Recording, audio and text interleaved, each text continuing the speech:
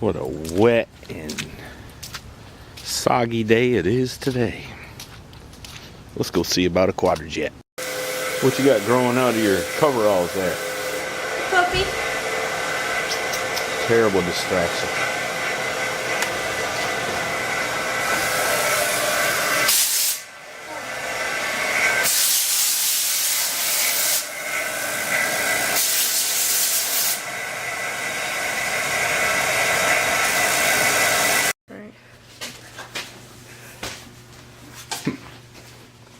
Hey, Chevaholic says you're supposed to do these carburetors in a frying pan. Can I get one of yours? I don't think so. Okay. Guess I'm gonna have to stick with my method.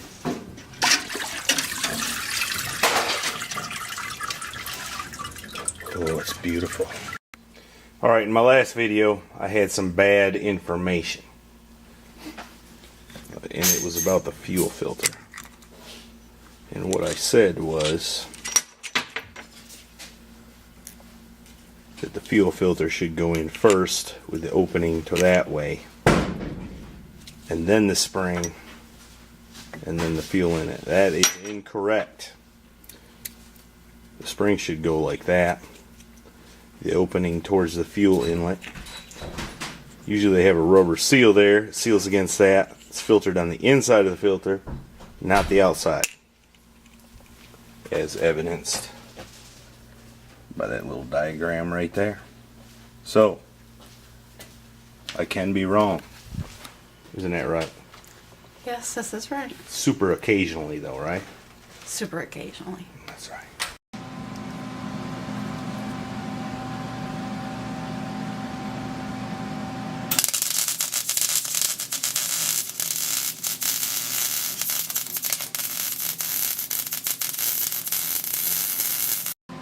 Just for old time's sakes.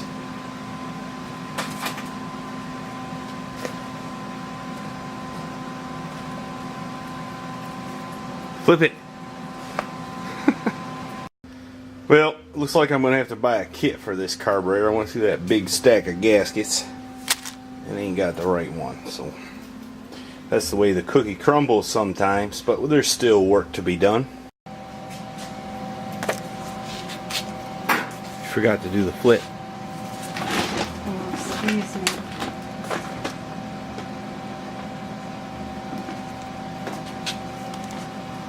Oh, that one wasn't too good. That was terrible. That was terrible. Oh, that's better.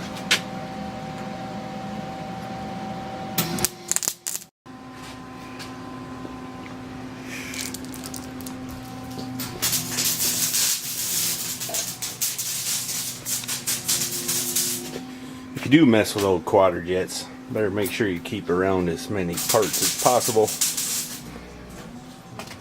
Hard to buy most of this stuff anymore.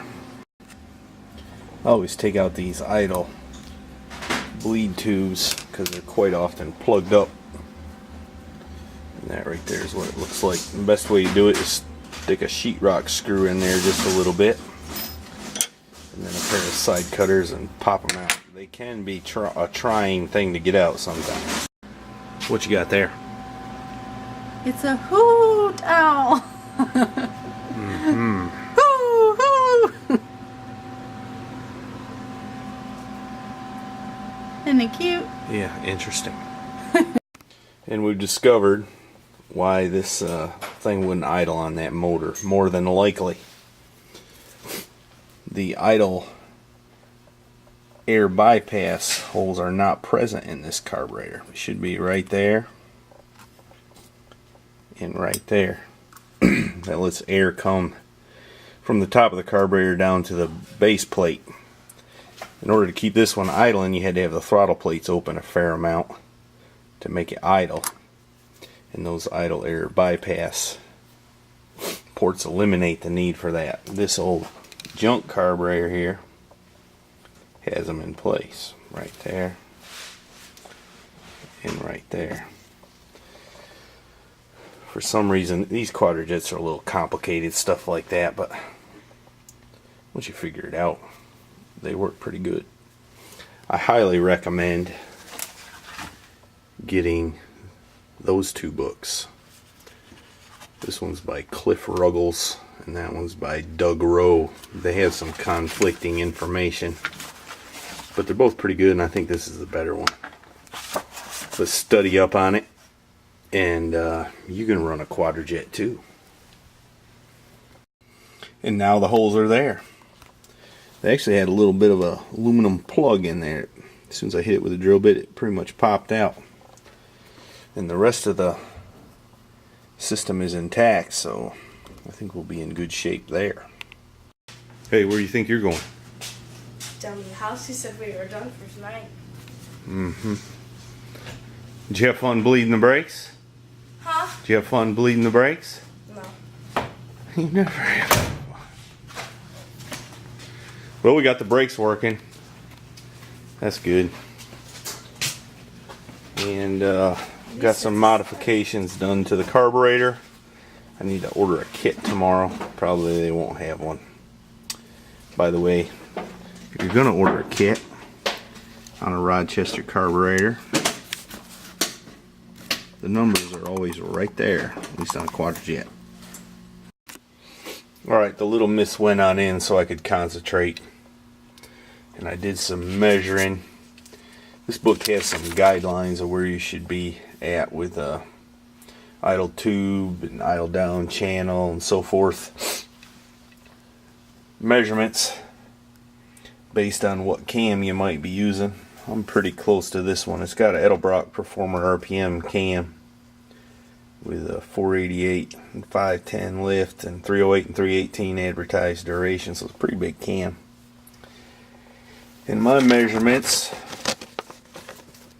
what I came up with, aren't too far off from what the book recommends. So I'm going to modify it just a little bit.